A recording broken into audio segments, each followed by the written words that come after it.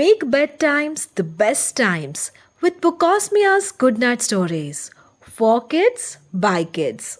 Aaranyak Ganguly, a 10-year-old from Kolkata, writes an interesting and funny story about an incident during the rainy season. Listen to this bedtime story. Who is there? Chandrakant Mehta asked from his bed. It had been raining continuously for the past few days. The Visvamitri river flooded some parts of the nearby towns.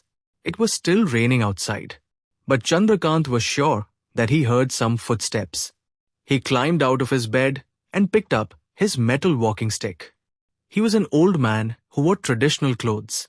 He slowly unbolted the door of his bedroom and switched on the lights of the living room. The old man was frightened out of his wits at what he saw. A large crocodile was resting on the cozy sofa that he had bought recently. "Hey Ram," he shrieked, his eyes almost bulging out of their sockets. How could this be possible? He must be dreaming, he thought. Oh God, no, it was for real. The croc opened its eyes once, swished its tail as if to say hello to Chandrakant, and went back to sleep.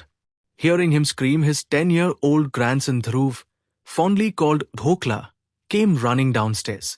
He turned into a statue as his eyes fell on the sofa.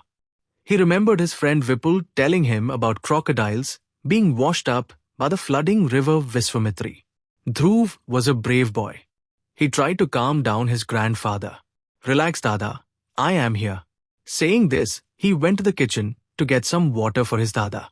One more surprise awaited him. The juvenile croaks were rummaging through all the food. Of course, they did not like the taste of vegetarian food, so they littered the floor with all the half-eaten food. "Hey, what are you doing? Clean the mess right now," Dhruv ordered them.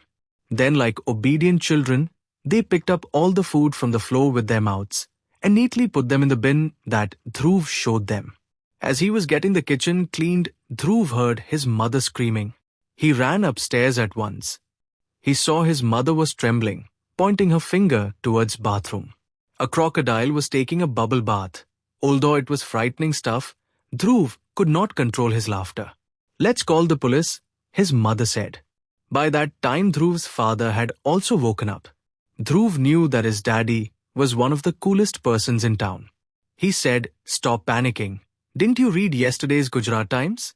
These poor crocodiles have been washed up by the flooding river. They are helpless. We should not treat them poorly. Hello, Vadodara police station. Please come and rescue us. There are crocodiles in our house."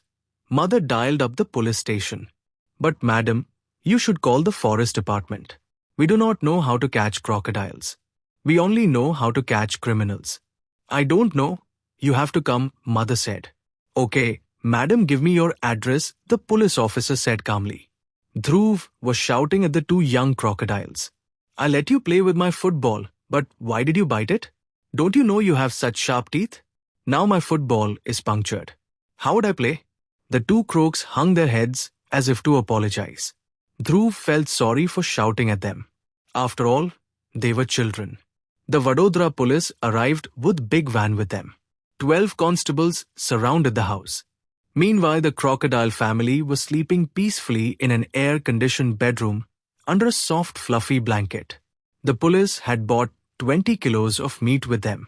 They put some on the doorstep and asked Dhruv's family to open all the doors and windows.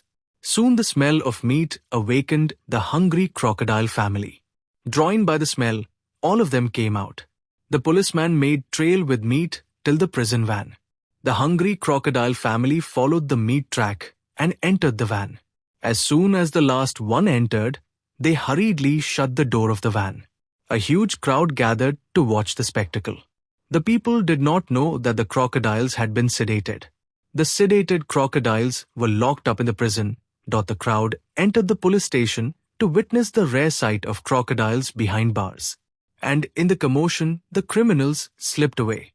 After a few hours, when the forest department officers came to take the crocodiles away, the police handed them a bill for 20 kilos of meat. When the forest officers refused to pay, a noisy quarrel broke out between the police and the forest department. Meanwhile, at Dhruv's house, his mother was getting ready for office. Now that the crocodiles were gone, She felt relieved. She wanted to enjoy her bubble bath. She closed her eyes and relaxed. Suddenly something tickled her foot. She raised her head and saw baby crocodile poking its head. "No," said the mother. "Thank you.